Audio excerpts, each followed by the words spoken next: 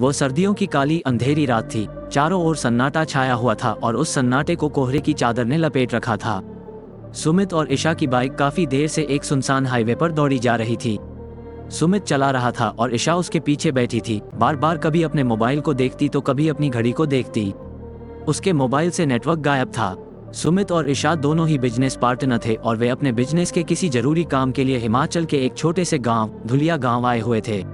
उन दोनों का काम दोपहर में ही खत्म हो गया था और वे शाम के समय धुलिया में अपने मिलने वाले की बाइक लेकर घूमने निकल गए, मगर वापसी में वे रास्ते भटक गए।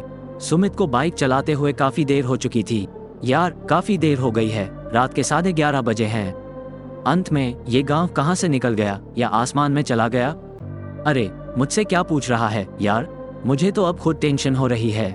बाइक में तेल भी खत्म होने की कगार पर है और यहाँ दूर दूर तक कोई पेट्रोल पंप भी नजर नहीं आ रहा है। मुझे लगता है कि हमें यहाँ आसपास कहीं रुकने के लिए कोई ठिकाना तलाशना पड़ेगा। मुझे यहाँ पर सन्नाटे और कोहरे के अलावा कुछ नजर नहीं आ रहा और अब मुझे ठंड भी लग रही है। सही कह रहा है यार, मुझे इस वक्त चाय की बहुत ज्यादा तलब महसूस हो रही है। तभी सुमित की नजर हाईवे से सटे हुए कच्चे रास्ते पर पड़ी। सुमित ने बाइक वहीं रोक दी और उस कच्चे रास्ते की ओर बड़े गौर से देखने लगा। उसे कोहरे में दूर से हल्की मध्यम बल्कि संगीत ध्वनि सुनाई दी। कोई गांव है, अगर तुम्हें वाकई लगता है तो फिर बाइक वहीं मोड़ दें। ईशा के कहने पर सुमित ने अपनी बाइक हाईवे के कच्चे रास्ते की ओर मोड़ दी। कुछ देर के बाद सुमित और ईशा को गांव साफ दिखाई देने लगा। उन दोनों ने देखा कि उस गांव में बेहद पुराने कच्चे पक्के मकान थे। उन सभी घरों के बाहर 100 वॉट की बल्बें टिमटिमा रही थी। पता नहीं क्यों ईशा को उस गांव में बड़ा ही अजीब सा लगा। उसे लग रहा था जैसे कि उस गांव में आधुनिकता की नाम की कोई चीज ही नहीं हो। गांव में रात के समय अच्छी खासी चहल पहल नजर आ रही थी। सुमित ने अपनी बाइक की स्पीड स्लो करी और उसने आसपास देखने लगा। तभी उसकी नजर एक सुंदर लड़की पर पड़ी जो हाथ में मटकी पकड़े हुए उन दोनों की ओर आ रही थी। कुछ ही देर बाद वो लड़की उन दोनों के पास आकर खड़ी हो गई और एक अजीब और रहस्यमय मुस्कान के साथ उन्हें देखने लगी। आप लोग तो शहर के मालूम पड़ते हैं साहिब। हाँ, आपने सही पहचाना, हमें धुलिया गांव जाना था। इस समय तो आप धुलिया गांव नहीं जा सकते हैं क्योंकि कोहरा बहुत ज्यादा है और रास्ते में अधिकतर एक्सीडेंट तो कोहरे में ही होते हैं। बाबूजी, अब क्या हमें यहाँ रात गुजारने के लिए कोई होटल या गेस्ट हाउस मिल सकता है? लड़की जोर जोर से हंसने लगी। उस लड़की की हंसी की खनक राहुल के दिल में उतरती जा रही थी। उसे ऐसा महसूस हो रहा था जैसे कि वो उस लड़की की सुंदरता की ओर खींचा चला जा रहा हो। ये गांव है बाबूजी, यहाँ आपको होटल या गेस्ट हाउस नहीं मिलने वाला, बल्कि चाय की चौपाल मिलेगी। आप अपना समय गांव की चौपाल में चाय पीते हुए लोगों के बीच बातचीत करके बिता सकते हैं। मैं आपकी बात का मतलब नहीं समझा। शहर के लोग हो ना, इसीलिए नहीं समझे, गांव के होते तो तुरंत समझ जाते। इतना कहकर उस लड़की ने मुस्कुराते हुए अपनी उंगली से सामने की ओर इशारा किया। सुमित और ईशा ने देखा कि उन दोनों के ठीक सामने एक घने पेड़ के नीचे एक छोटा सा ढाबा टाइप का कुछ बना हुआ था, जहां पर कुछ मेज कुर्सियां रखी हुई थी और कुछ लोग वहां पर बैठकर गर्मा गर्म चाय का आनंद ले रहे थे। गर्मा गर्म चाय देखकर सुमित को काफी सुकून महसूस होने लगा। सुमित ने अपनी बाइक को वहां पर रोक दी। सुमित और ईशा को देखकर पेड़ के नीचे बैठे हुए लोग बड़े ही गौर से देखने लगे। उनमें से एक व्यक्ति जो दिखने में काफी बूढ़ा नजर आ रहा था, सुमित और ईशा की ओर देखकर बोला, ठंड बहुत ज्यादा है, तुम दोनों यहाँ आकर जलते हुए अलाव के पास बैठ जाओ। तुम दोनों को सर्दी में काफी राहत मिलेगी। सुमित और ईशा कुछ देर इधर उधर देखकर चुपचाप जलते हुए अलाव के पास जाकर बैठ गए। मगर पता नहीं क्यों ईशा को वहां पर अब कुछ अजीब सा महसूस हो रहा था। उसके अंदर ही अंदर एक विचार बार बार आ रहा था कि कुछ ना कुछ तो यहाँ पर गलत जरूर है, मगर उसने कुछ सोचकर सुमित से कुछ नहीं कहा। क्या हमें 2 कप चाय यहाँ मिल सकती है? अरे बेटा, ये गांव की चाय की ही चौपाल है। कुछ अपने बारे में सुनाओ और कुछ हमारी सुनो। हमारे गांव की चाय दूर दूर तक प्रसिद्ध है। इतना कहकर उस बूढ़े व्यक्ति ने सामने खड़े हुए व्यक्ति को 2 कप चाय का ऑर्डर दे दिया। संगीत। कुछ ही देर में सुमित और ईशा के सामने कांच के गिलास में चाय हाजिर थी। ईशा ने सुमित के कान में आहिस्ता से बोला, सुमित, मुझे यहाँ कुछ अजीब सा लग रहा है और यहाँ के लोग भी।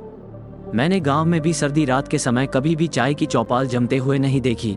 अपनी बकवास बंद कर चुपचाप चाय पी। चाय में से गर्मागर्म धुआं निकल रहा था। सुमित उस बूढ़े व्यक्ति से बातचीत करते हुए चाय की चुस्कियां लेने लगा, मगर ईशा का चाय पीने का बिल्कुल भी मूड नहीं था। उसने सबकी नजर बचाकर चाय जमीन पर फेंक दी। संगीत। चाय खत्म करके सुमित ईशा की ओर मुड़ा ही था कि तभी अचानक वो जोर जोर से चिल्लाने लगा और अपना गला पकड़कर खड़ा हो गया। कुछ ही देर में सुमित खून की उल्टियां करने लगा। ये देखकर ईशा के हाथ पैर ठंडे पड़ गए। ईशा चीखते हुए उन सब की ओर देखकर बोला, तुमने चाय में आखिर क्या मिलाया था?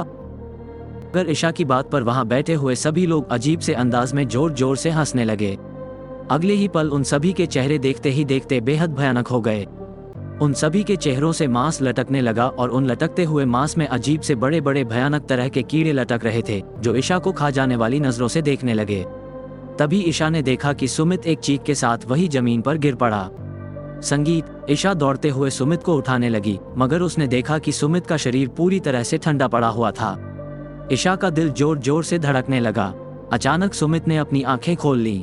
सुमित की आंखों को देखकर ईशा के दहशत से रोंगटे खड़े हो गए। सुमित की आंखें बिल्कुल सफेद हो चुकी थी और देखते ही देखते सुमित की शक्ल भी उन्हीं भयानक गांव वालों की तरह तब्दील होने लगी। ईशा बड़ी फुर्ती से 4 कदम पीछे की ओर हट गई।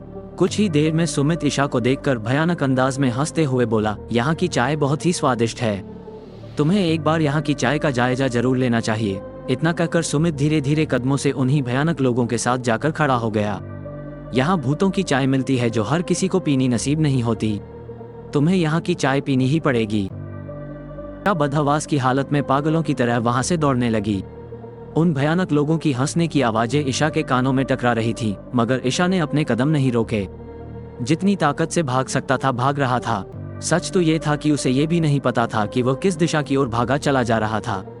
कुछ देर बाद उसे धुलिया गांव नजर आने लगा। ईशा धुलिया गांव पहुंचकर बेहोश हो गया। अगली सुबह ईशा की आंख खुली तो उसे बहुत लोग घेर हुए बैठे थे। ईशा कांपते हुए रात की दिल दहला देने वाली घटना उन सब लोगों को बताने लगा।